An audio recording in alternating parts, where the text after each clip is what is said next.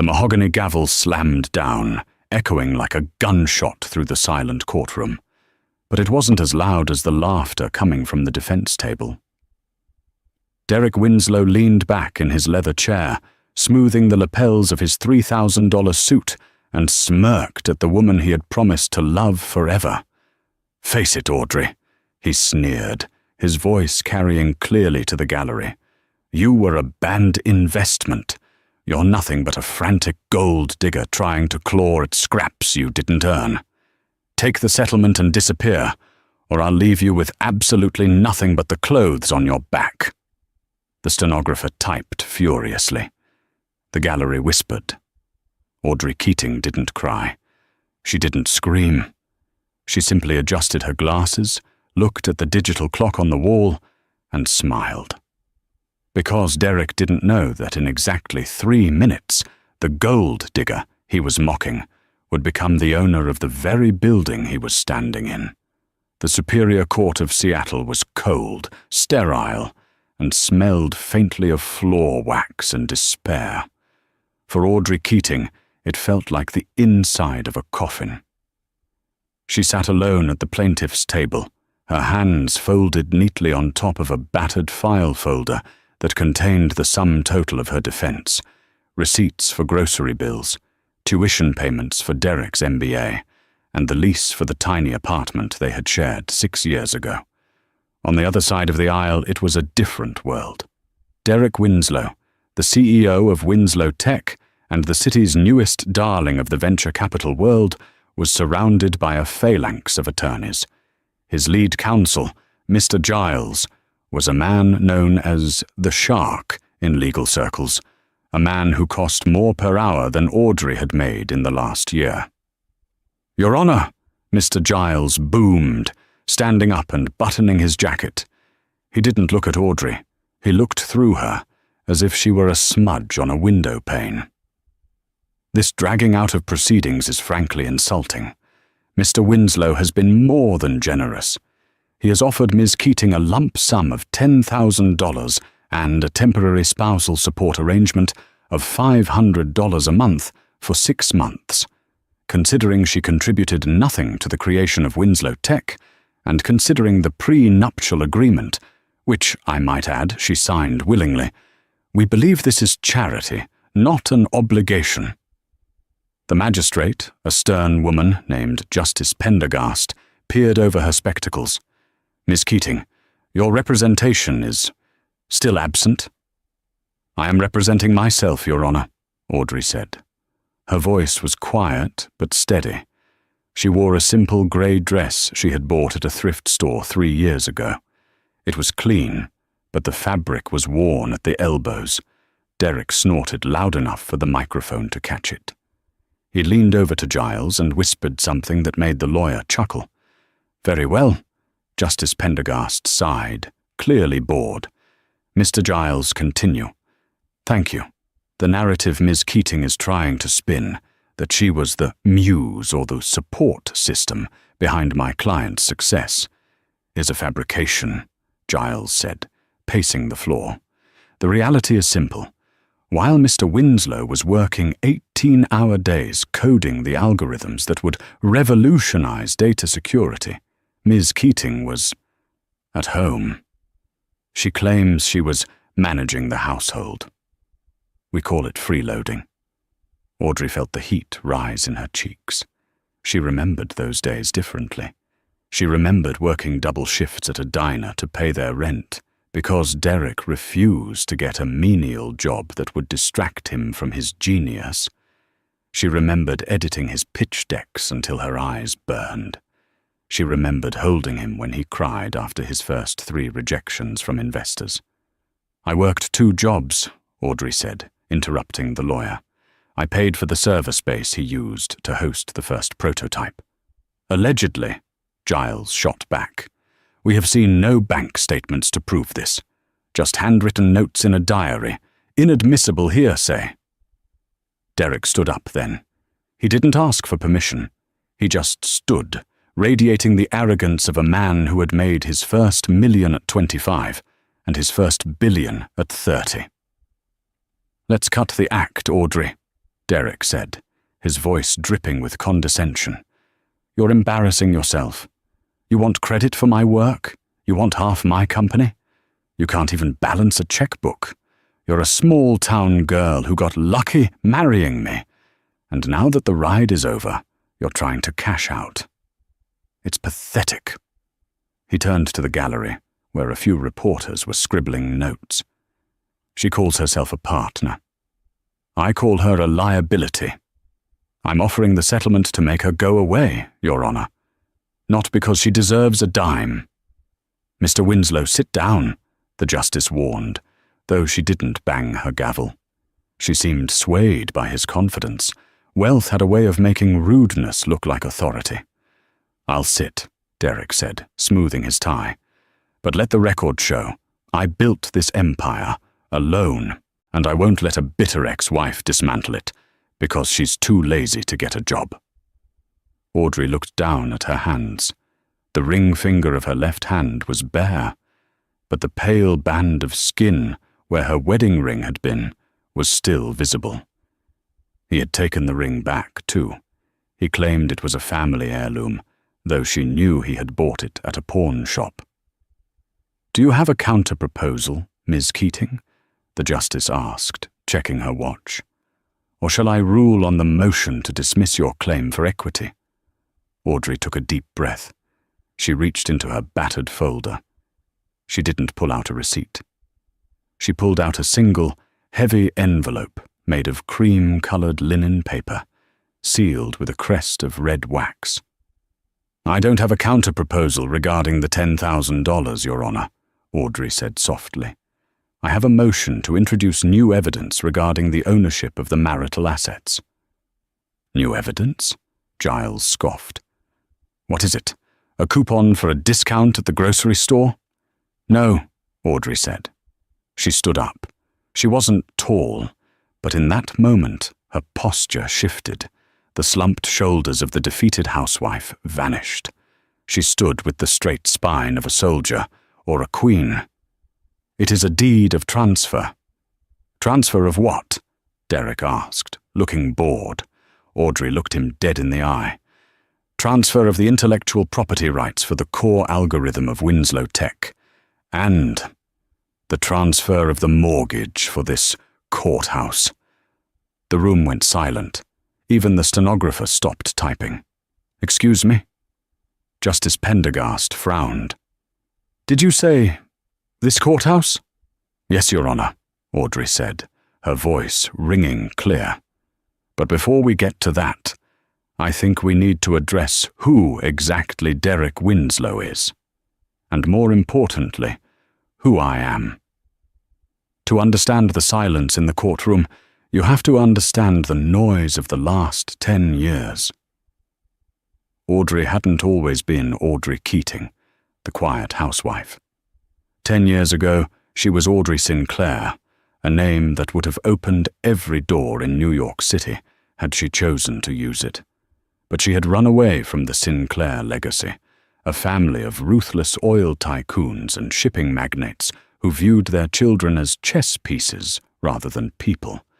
She had wanted to be loved for herself, not her net worth. So, she changed her name, moved to Seattle and became a waitress. That was where she met Derek. He was charming then. He was hungry. He sat in her section of the diner every night, ordering the cheapest coffee and typing furiously on a laptop held together with duct tape. He told her about his vision for a digital future. He told her he was going to change the world. She fell in love with his passion. She didn't tell him she had a trust fund that could buy the entire city block. She wanted to build something real. Flashback to 5 years ago. Their small, drafty apartment. "We can't make rent, Audrey," Derek had said, his head in his hands. "The investors passed. Again. They say the code is unstable." Audrey had walked over to him, massaging his shoulders. She looked at the screen. She wasn't just a waitress. She had a double degree in mathematics and computer science from MIT, another secret she kept from the world, and mostly from Derek. He knew she was good with numbers. but he never asked for the details. His ego was too fragile to accept that his girlfriend might be smarter than him. "Move over," she had whispered. "What, Audrey? I don't have time for—" "Just move over, Derek." She had sat down and spent 6 hours rewriting his kernel. She streamlined the data compression. She patched the security holes. When she was done, the code ran 40% faster. When Derek woke up the next morning and saw the results, he didn't ask how she did it.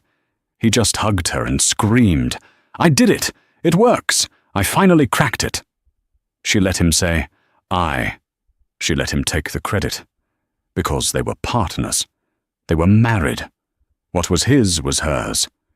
But as the money started rolling in, the us became me. First it was the late nights. Then the separate bank accounts for tax purposes. Then the assistant, Bianca, a leggy blonde with a degree in marketing and a talent for making Derek feel like a god. 6 months ago, Audrey had come home to find her bags packed by the door. "It's not working, Audrey," Derek had said, sipping a scotch she had bought him for his birthday. "We've grown apart. I need a partner who understands my world. You're just happy being a housewife. You don't have the drive." "I wrote the code, Derek," she had said quietly. "The code that got you the Series A funding. I wrote it while you were asleep." He had laughed, a cold, cruel laugh. You fixed a few typos. Don't delude yourself. You're a waitress I saved from poverty. Sign the papers or I'll destroy you in court." She had signed nothing. She had left, but she didn't go back to the diner. She made a phone call. "Grandfather," she had said into the phone, her voice trembling for the first time in years. "It's Audrey. I'm coming home, and I need the family lawyers." Arthur Sinclair, a man known to make grown senators weep, had simply said, "It's about time, darling. We'll send the jet." Back in the present, inside the courtroom, the atmosphere had shifted from boredom to confusion. Derek was looking at his lawyer, Giles. "What is she talking about? What deed?" Giles stood up, looking flustered. "Your Honor, this is theatrical nonsense. Ms. Keating is clearly suffering from a delusion. We ask that she be removed." "I have the documents right here," Audrey said, walking forward. She handed the heavy envelope to the bailiff, who passed it to Justice Pendergast. The justice opened the seal. She pulled out a document, thick with stamps and signatures. She adjusted her glasses. She read the first page, then the second. Her eyes widened. She looked up at Audrey, then at Derek, then back at the document. "Mr. Giles," the justice said, her voice tight. "Are you aware of the holding company known as Sinclair Vanguard International?" Giles paled. Everyone knew Sinclair Vanguard. They were the silent giants of the global economy. They owned shipping lines, real estate empires, and massive tech portfolios. "Yes, Your Honor," Giles stammered, "but I fail to see the relevance." "The relevance," the justice said, "is that this document states that the land upon which the Winslow Tech headquarters is built was purchased 3 weeks ago by a subsidiary of Sinclair Vanguard, and the lease has been terminated." Derek jumped up. "What? That's impossible. We have a 99-year lease." "Subject to a clause regarding ownership change of the parent managing firm," Audrey said calmly. "You didn't read the fine print of your building contract, Derek. You were too busy picking out the marble for your private bathroom." "Who are you?" Derek whispered, the color draining from his face. "How did you get Sinclair Vanguard involved?" Audrey took a step closer to the railing. She removed her glasses. Her eyes, usually soft, were now hard as diamonds. "You called me a gold digger, Derek. You said I was a small-town girl trying to claw at your scraps," she said, her voice filling the room. "But you never asked about my maiden name. You never asked why I never invited my parents to the wedding. My name is not Audrey Keating. Keating was my grandmother's name." She paused for effect. "My name is Audrey Sinclair, sole heiress to the Sinclair fortune. And as of this morning, I am the majority shareholder of the venture capital firm that funded your company." Derek froze. His mouth opened, but no sound came out. "And," Audrey continued, a small, cold smile playing on her lips, "I'm rejecting your settlement offer." The silence in the courtroom following Audrey's revelation was heavy, the kind of silence that precedes a natural disaster. Justice Pendergast was the first to move. She adjusted her spectacles, picking up the deed Audrey had placed on the bench with the reverence one might handle a live grenade. "Mr. Giles," the justice said, her voice dropping an octave, losing all traces of its earlier impatience. "Are you prepared to dispute the validity of a property transfer certified by the Sinclair Vanguard Legal Department?" Giles, the shark, looked as though he had swallowed a fishing hook. He was sweating profusely, a bead of perspiration trickling down his temple and disappearing into his starch-collared shirt. He knew the name Sinclair. Every lawyer in the state knew the name. "You didn't fight the Sinclairs. You apologized to them and hoped they didn't buy your law firm just to fire you. Your Honor, this is unexpected," Giles stammered, shuffling his papers, which now seemed woefully inadequate. "My client was under the impression that Ms. Sinclair, was destitute. This concealment of assets is surely grounds for a mistrial, or at least a sanction for bad faith." "Bad faith?" Audrey interrupted. She didn't shout. She didn't need to. She turned her gaze from the judge to Derek, who was gripping the edge of the table so hard his knuckles were white. "Let's talk about bad faith, Derek. Let's talk about the pre-nuptial agreement." Derek blinked, his mind racing to catch up. "The prenup? You signed it. You agreed to it. It says what's mine is mine, and what's yours is yours. You get nothing." "Exactly," Audrey said, a dangerous glint in her eye. "You insisted on the strictest separation of assets possible. Clause 4, Section B. Neither party shall have any claim to the assets, inheritance, or future earnings of the other, regardless of the duration of the marriage. You hired 3 lawyers to draft that clause to protect your first $1 million. She took a slow step toward him. "You were so terrified I was after your money. You built an ironclad wall between our finances. And now, that wall is the only thing stopping you from accessing the Sinclair fortune. You played yourself, Derek." Derek's face went from pale to a mottled shade of red. He realized the magnitude of his error. If he had just married her without the prenup, as she had originally wanted, he would be entitled to half of a multi-billion-dollar estate. Instead, he had legally locked himself out of a kingdom to protect a sandbox. "This is a lie," Derek hissed, standing up again, ignoring his lawyer's frantic gestures to sit down. "You're lying. You're not a Sinclair. You worked at a diner. I saw your apartment. You wore cheap shoes. You clipped coupons." "I wanted a real life," Audrey said, her voice tinged with a sadness that made the courtroom hold its breath. "I wanted to know that the man who loved me, not the checkbook my father holds. And for a while, I thought you did. I was willing to live in that drafty apartment forever, Derek. I was happy there, until you decided that money was more important than loyalty." The doors at the back of the courtroom swung open with a forceful thud. 3 men in immaculate charcoal suits walked in. They moved with the synchronized precision of a hit squad. Leading them was a man with silver hair and eyes like flint, Sebastian Cross, the head of legal for the Sinclair family. He carried a briefcase that looked like it cost more than Derek's car. "Apologies for the interruption, Your Honor," Sebastian said, his voice smooth as aged whiskey. "I am Sebastian Cross, representing Ms. Sinclair.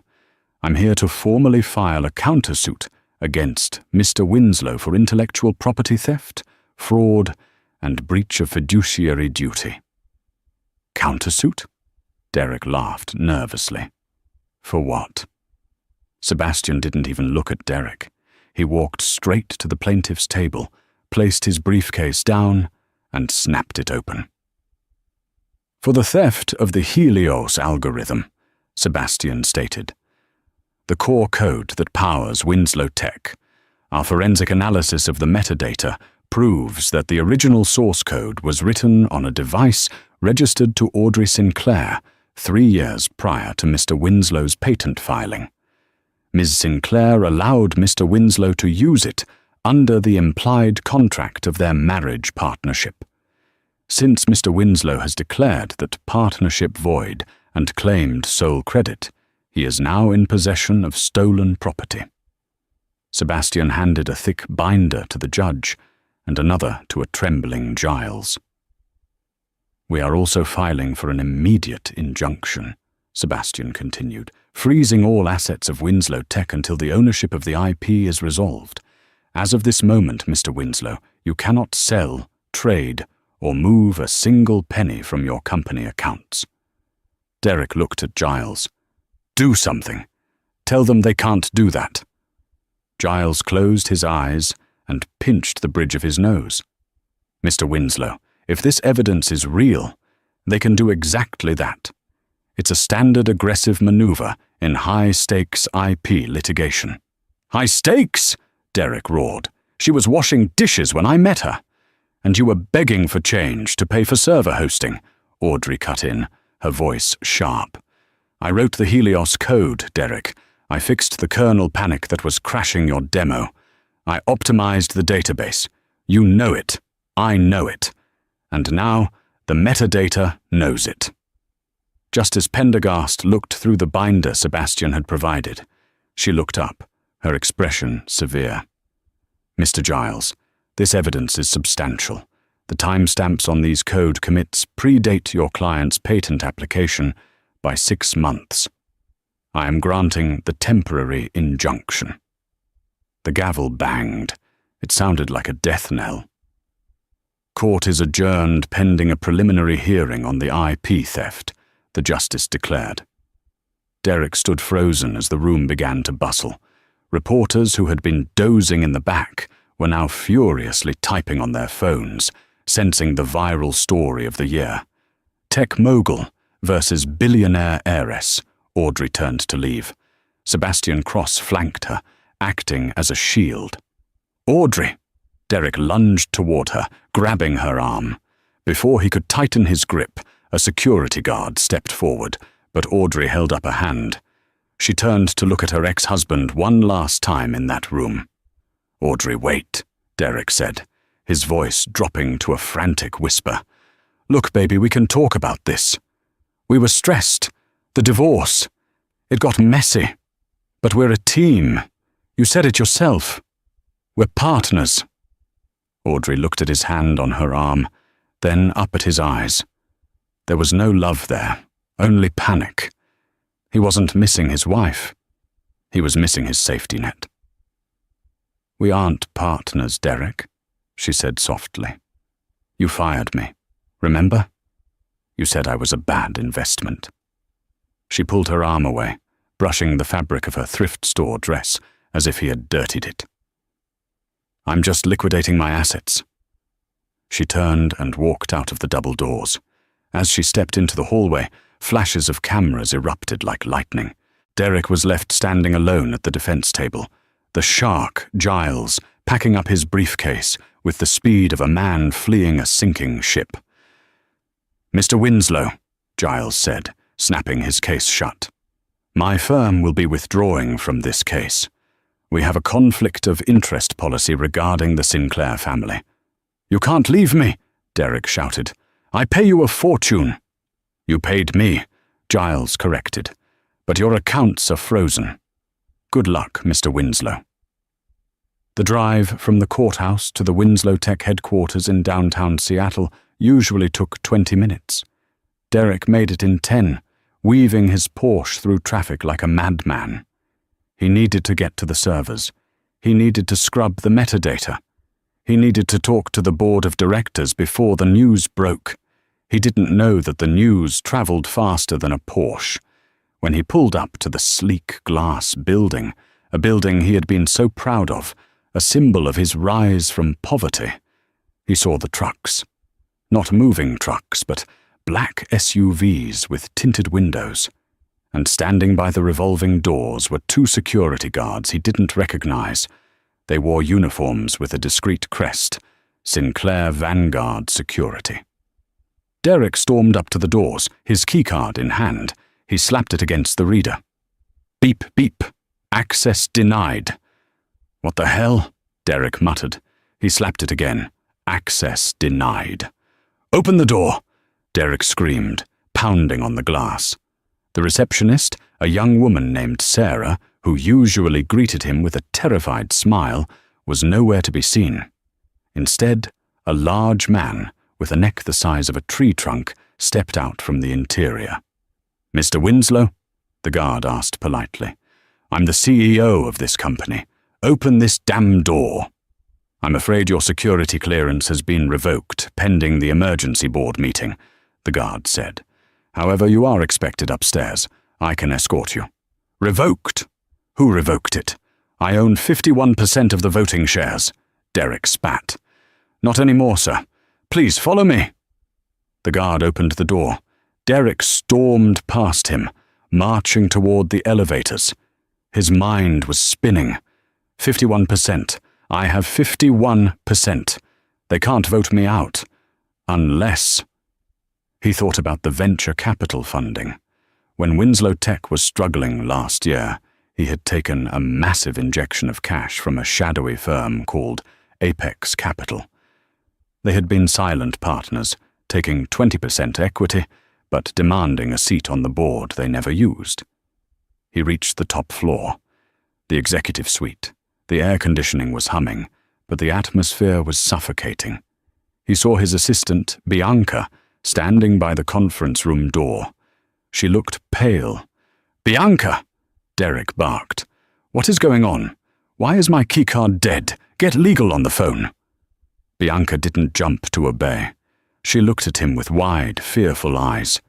She was holding a box of her personal belongings. I can't, Derek, she whispered. I've been let go. Let go? By whom? By the new chairwoman, Bianca said, her voice trembling. She's inside. Derek shoved past Bianca and threw open the double oak doors of the boardroom. The long mahogany table was full. The board of directors, men and women Derek had handpicked for their loyalty and lack of spine, sat in silence, looking down at their tablets. At the head of the table, in the chair that had been custom-molded for Derek's back, sat Audrey. She had changed. Gone was the grey thrift store dress. She was wearing a tailored white power suit that looked sharp enough to cut glass. Her hair was pulled back in a sleek bun. She looked every inch the billionaire heiress she was. Standing behind her was Sebastian Cross. You, Derek seethed, pointing a shaking finger at her. Get out of my chair. Sit down, Derek, Audrey said. Her voice wasn't loud, but it carried an authority he had never heard before. It was the voice of someone who owned the air he was breathing. I will not sit down. This is a hostile takeover. It's illegal. Actually, spoke up Preston, the company's CFO, a man Derek had known since college. Preston looked terrified. It's technically legal, Derek. Derek whipped his head around. Et tu, Preston? How? I have the majority shares. You had diluted shares, Audrey corrected him, tapping a manicured finger on the polished table.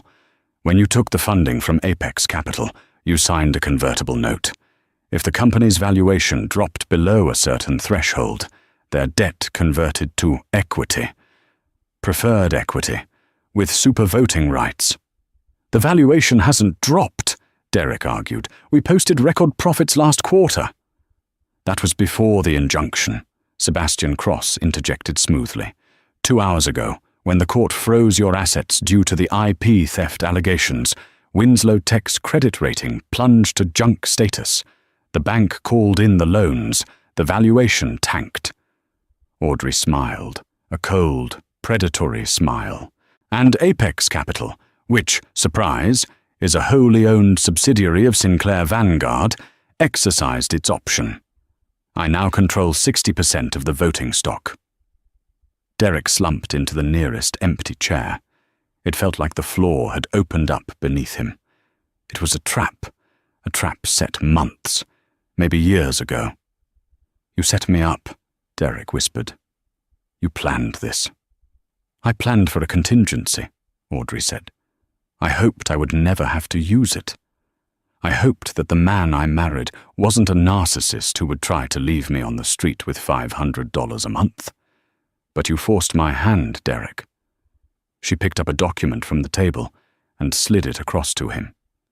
"This is your severance package." Derek stared at the paper. "Severance? You can't fire me. I am the founder." "You are the alleged founder," Audrey corrected, "pending the investigation into the stolen code. But the board has voted.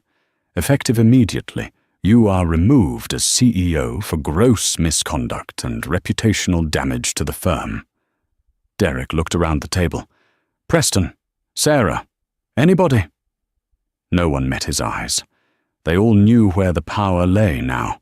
They all knew who signed the paychecks. "Read the offer, Derek," Audrey said. Derek looked at the paper. His eyes scanned the legal jargon until they landed on the number at the bottom. Total severance, $10,000. Derek's head snapped up. $10,000? Is this a joke? "It's the exact amount you offered me in court this morning," Audrey said, her voice deadly serious. "I thought it was... How did your lawyer put it? Charity, not an obligation." Derek crumbled the paper in his fist. "I built this. You can't do this to me." "I can, and I did." Audrey stood up. The board members instinctively straightened in their chairs. "Security will escort you out. You are not to take any electronic devices. Your car has been repossessed by the company leasing agency, as it was a corporate perk. I believe there is a bus stop 2 blocks over." Derek looked at her, searching for the woman who used to rub his feet after a long day, the woman who made him soup when he was sick. She was gone. Or perhaps she was never really there. Perhaps he had been too blind to see the tiger hiding in the grass. He looked at Bianca, who was still standing by the door, clutching her box. "Bianca," Derek said, his voice cracking. "Call an Uber. Let's go." Bianca looked at Derek, then at Audrey. She saw the white suit, the power, the billions. Then she looked at Derek, sweaty, fired, and broke. "Actually," Bianca said, her voice icy, "I think I'll stay. Ms. Sinclair said she might have an opening in the mailroom. I need the health insurance." The room went silent.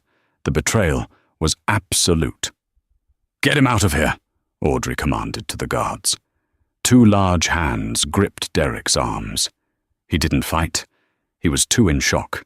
As they dragged him out of the boardroom, he looked back over his shoulder. Audrey was already turning to Preston, discussing the quarterly projections, not even watching him leave. He was a footnote in his own history. But as Derek was thrown out onto the sidewalk, clutching his crumpled severance offer, he felt a surge of rage replace the shock. He wasn't done. He knew something Audrey didn't. The code, the Helios code. It had a back door, a kill switch he had installed just in case. If he couldn't have the company, no one would. He reached into his pocket for his phone, then realized with horror that the guards had confiscated it. He stood on the curb, the rain starting to fall in the grey Seattle afternoon, realizing he didn't even have a quarter to make a call. But he saw a figure watching him from across the street. a man in a trench coat, smoking a cigarette. A man Derek recognized from his old life. A corporate spy named Silas, who Derek had used to sabotage competitors in the early days. Derek smiled, a manic, desperate smile. The war wasn't over. It was just getting dirty. Rain lashed against the neon sign of the Emerald City Internet Cafe, a dingy basement establishment 3 miles from the pristine glass tower of Winslow Tech. It was the kind of place that didn't ask for ID and accepted cash for everything. Derek sat in a corner booth, the hood of his wet jacket pulled low. His $3,000 suit was rumpled and stained with mud from when he had tripped running to the bus stop. Beside him sat Silas, a man with a complexion like grey putty and fingers stained yellow from nicotine. "Are you sure this works?" Derek snapped, his leg bouncing nervously. "If they trace this back to us—" "Relax, boss," Silas rasped, typing on a ruggedized laptop. "I've routed the signal through servers in Estonia, Panama, and a basement in Thailand. It's a ghost signal. Now, give me the access key." Derek reached into his memory. He didn't need a notebook. The kill switch code was the date of his first big sale, followed by his own initials backwards. It was a narcissistic password for a narcissistic failsafe. "Enter this sequence. 2412 MKDL Omega," Derek whispered. Silas's fingers flew across the mechanical keyboard. "Accessing Helios core. Bypassing primary firewall. We're in." On the screen, lines of green code began to cascade like a waterfall. "Okay," Derek said, a cruel grin spreading across his face. "Initiate the wipe command. I want every server formatted. I want every backup corrupted. If I can't be the CEO, Audrey is going to be the queen of a pile of ashes." "Executing," Silas said. He hit the enter key with a flourish. High above the city, in the server control room of Winslow Tech, the mood was surprisingly calm. Audrey stood before the massive wall of monitors, a cup of herbal tea in her hand. Beside her was the company's new chief information officer, a brilliant young woman named Raji, whom Derek had kept in the basement IT support because he didn't like her accent. "He's logged in," Raji said quietly, pointing to a red blip on the central screen. "External access attempt. Signature matches the back door you warned us about." Preston, the CFO who had betrayed Derek, looked like he was about to be sick. "Audrey, he's going to wipe the drives. We have client data worth billions. You have to cut the connection." "No," Audrey said, her voice steady. "Let him run it." "But," I said, "let him run it." Audrey took a sip of tea. She watched the red progress bar on the screen climb. 20%, 50%, 80%, 100%. "Deletion complete," the screen flashed. Preston gasped.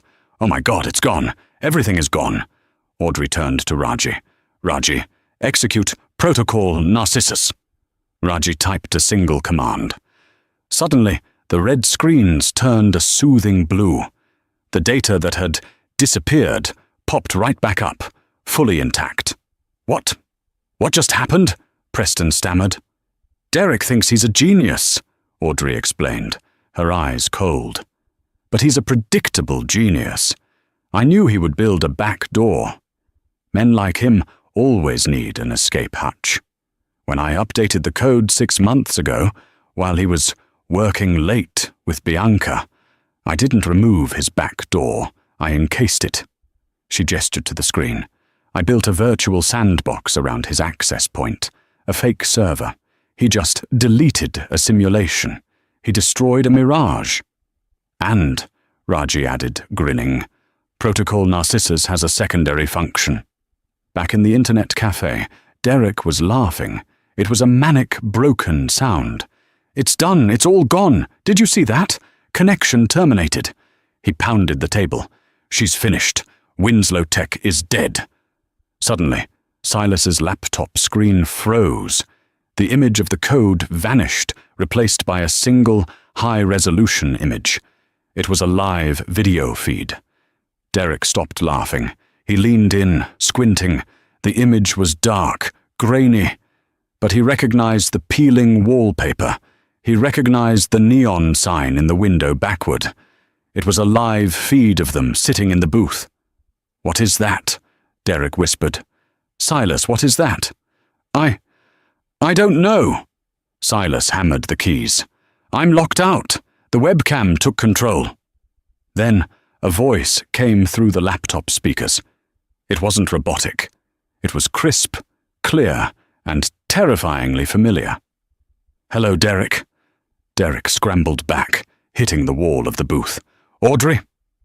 On the screen, the view split. One side showed Derek's terrified face. The other showed Audrey, standing in the command center, looking down at him like a bug under a microscope. "You really thought I wouldn't protect my investment?" Audrey asked. "You just committed a federal cybercrime, Derek. Attempted destruction of corporate property, unauthorized access, and malicious intent. And because you used a backdoor key that is tied to your biometric signature from the old logs, we have positive ID. You set me up," Derek screamed at the laptop. "No, you set yourself up. I just held the door open." Audrey paused, checking her watch. "By the way, that routing through Estonia, it failed. My security protocols reverse traced the ping in 12 seconds. The Seattle Police Cybercrimes Unit is about 2 minutes away." Silas slammed the laptop shut, shattering the screen. "You crazy psycho! You said this was safe!" Silas grabbed his bag and bolted for the back exit. Derek sat frozen for a second, his heart hammering against his ribs like a trapped bird. Sirens. He heard them. The wail of approaching police cars. Derek scrambled up, slipping on the wet floor. He couldn't go to jail, not him. He was Derek Winslow. He was a visionary. He ran out the back door into the alleyway, knocking over a stack of garbage cans. He sprinted into the rain, the sirens growing louder, the flashing blue lights reflecting off the wet brick walls. He didn't stop running until his lungs burned and his expensive Italian loafers were ruined. He was alone, broke, and hunted. But as he huddled under a bridge, shivering in the cold damp of the Pacific Northwest night, a new thought formed in his mind. A thought darker than anything he had considered before. Audrey had taken his money. She had taken his company. She had taken his dignity. The law couldn't help him now. The courts were rigged by her family's money. If he wanted justice, his version of justice, he would have to take it personally. 3 days later, the Sinclair Winslow Gala was the event of the decade. It was a strategic masterstroke by Audrey. Ostensibly, it was a charity event for underprivileged youth in tech. In reality, it was a coronation.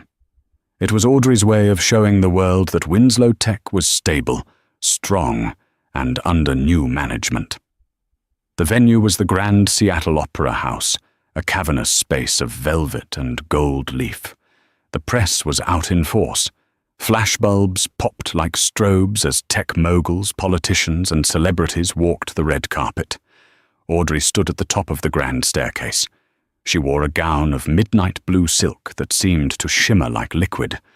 Around her neck was the Sinclair sapphire, a family heirloom worth more than the GDP of a small island nation. Sebastian Cross stood by her side, ever the watchful gargoyle. "Security is tight, Ms. Sinclair," Sebastian murmured, scanning the crowd. "We have facial recognition at every entrance. If Derek tries to get within 500 feet, we'll know." "He's desperate, Sebastian," Audrey said, forcing a smile for a photographer. "Desperate men don't use the front door." Audrey felt a knot of tension in her stomach.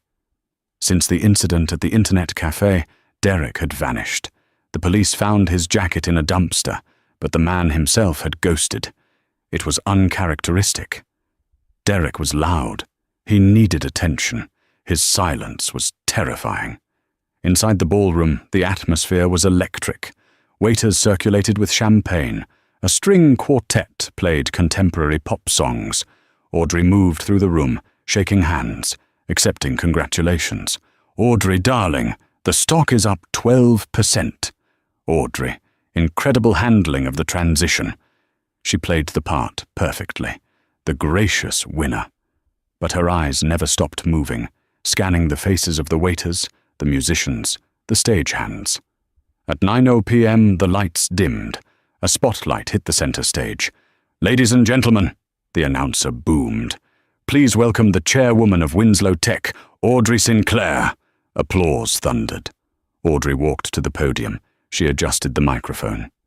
"Thank you," she began, her voice echoing through the hall. 6 years ago, I started a journey. I thought I was building a company. I realized recently that I was actually building a character. The crowd chuckled politely. "We have faced challenges," Audrey continued, "betrayals, but we have emerged stronger. Tonight, I am announcing a new initiative, the open source future. We are releasing the Helios kernel to the public domain." A gasp went through the room. This was unheard of. It was a multi-billion-dollar asset. "Technology belongs to everyone," Audrey said. "Not just the..." Click. The sound system cut out. The spotlight flickered and died, plunging the stage into semi-darkness. Murmurs of confusion rippled through the crowd. Then, a screech of feedback tore through the speakers, making everyone cover their ears. A voice, distorted and booming, filled the opera house. "So generous, Audrey, always giving away things that don't belong to you." Audrey froze. She looked up at the projection screen behind her, which was meant to display the charity logo. Instead, a video began to play. It was shaky, handheld footage.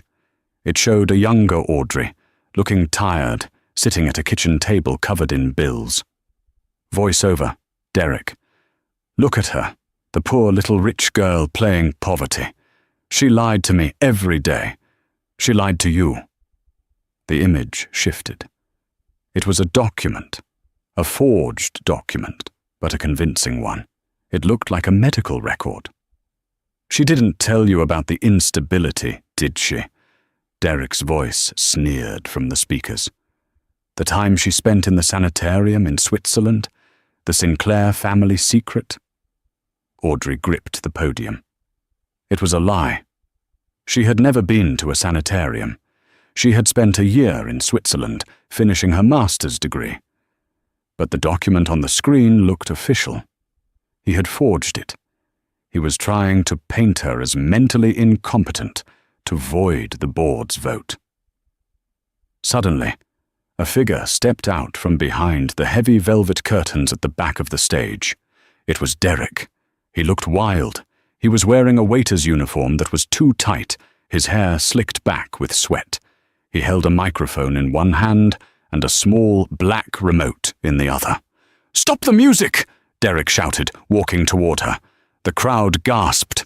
Security guards rushed toward the stage, but Derek held up the remote. "I wouldn't do that!" he screamed. "I've rigged the fire suppression system. This remote overrides the safety valves.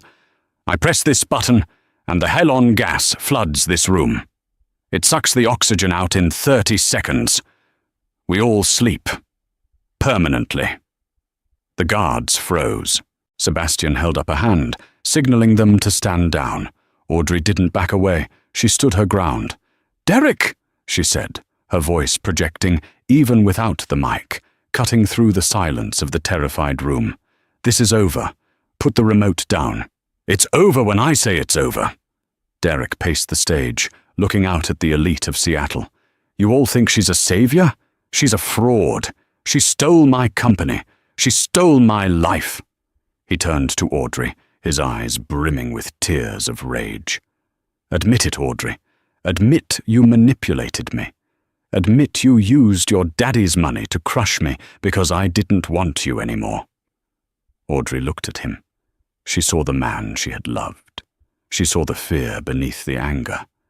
But she also saw the danger. He had completely broken with reality. "I didn't use my father's money to crush you, Derek," she said, stepping closer, ignoring Sebastian's hissed warning.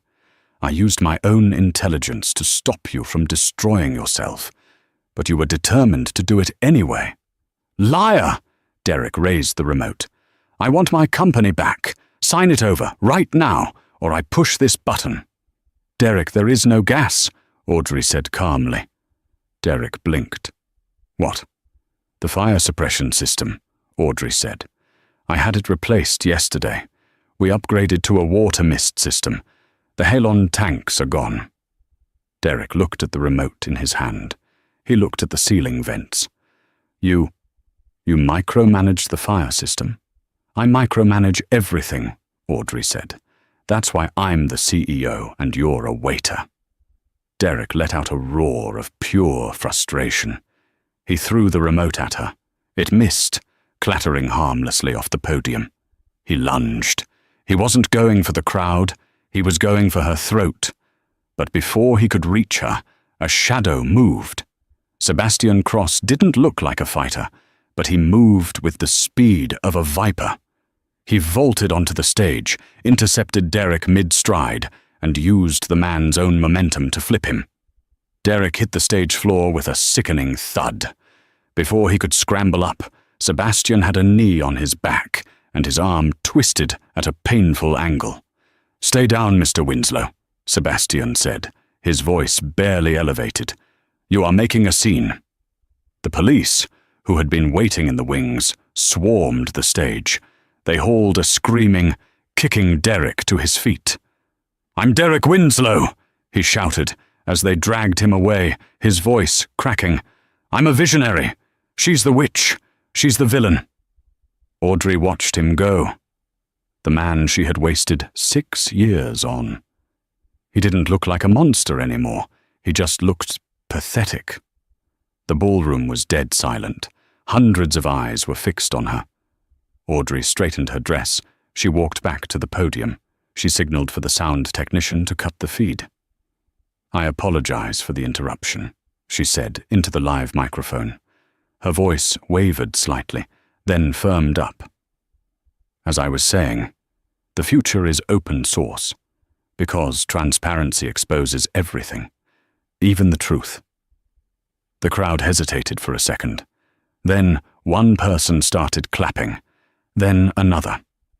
Soon the entire opera house was on its feet, a thunderous ovation washing over her. But Audrey didn't smile. She looked at the empty spot on the stage where Derek had been pinned. The battle was won, but the war had left scars that money, even Sinclair money, couldn't heal. She walked off the stage, past the cheering crowds, into the quiet of the backstage corridor. She needed air. She needed to breathe. But as she pushed open the rear exit door into the cool night air, she found someone waiting for her. It wasn't the police. It wasn't Sebastian. It was an older woman, elegant, wearing a coat that cost more than Derek's entire life. She was leaning against a silver Rolls-Royce. Hello, Audrey, the woman said. Audrey froze. Mother? Victoria Sinclair stubbed out a thin cigarette. That was quite a show, darling. Your father and I were watching the live stream. We think it's time you stopped playing shopkeeper and came home. The real work is about to begin. Victoria Sinclair didn't wait for an answer. She opened the rear door of the Rolls-Royce, revealing an interior of cream leather and cut crystal. The board in New York is restless, Audrey, Victoria said, her voice sharp as a razor. They watched the live stream. They saw you handle that lunatic with the water mist and the calm of a surgeon. They don't want you playing with tech startups in Seattle anymore. Winslow Tech is a toy. Sinclair Vanguard is the world. Audrey looked back at the opera house. The police lights were still flashing, a chaotic disco of red and blue. She had destroyed Derek. She had stripped him of his company, his reputation, and his freedom. But standing there, facing the mother she had run away from 10 years ago, Audrey realized the fight with Derek had just been a warm-up. I'm not coming back to be your silent heiress, Mother, Audrey said, her voice low. I'm not coming back to marry some oil baron you picked out to merge portfolios. Victoria raised an eyebrow. Then why would you come back? Because I'm not the runaway daughter anymore, Audrey said, stepping forward. I'm the woman who just hostile took over a billion-dollar company in 3 days. If I come back to New York, I take the chair. I run the conglomerate. And Sebastian answers to me, not you. Silence stretched between them, heavy with rain and ambition. Then Victoria smiled. It wasn't a warm smile, but it was a respectful one. I was hoping you'd say that. Get in, Madam Chairwoman. Audrey slid into the car. As the heavy door thudded shut, sealing out the noise of the sirens and the city, she caught a glimpse of her reflection in the darkened window. She didn't look like Audrey Keating, the waitress. She didn't even look like Audrey Winslow, the wife. She looked like a Sinclair. Somewhere in a cold holding cell at the precinct, Derek Winslow was screaming at a public defender, demanding a phone call that no one would answer. He had wanted a trophy wife to put on a shelf. Instead, he had woken up a sleeping dragon. As the Rolls-Royce dissolved into the rainy night, heading toward the private airfield, Audrey didn't look back. The past was a bad investment. She was only interested in the future. Wow, what a roller coaster. Talk about instant karma. Derek thought he could toss Audrey aside like yesterday's trash, but he forgot the golden rule. Never underestimate the person who helped you build your throne. He wanted a divorce, but he ended up with a life sentence of regret. Audrey didn't just win the court case, she won the entire game. If you loved this story of satisfying revenge and hidden identities, please smash that like button. It really helps the channel grow and lets us know you want more billionaire drama. Don't forget to subscribe and hit the bell icon so you never miss a new story. We post new episodes every single day. Now, I want to hear from you in the comments. Do you think Audrey was too harsh on Derek, or did he get exactly what he deserved? And what would you do if you found out your partner was hiding a billion-dollar secret? Let me know down below. Thanks for watching, and see you in the next video.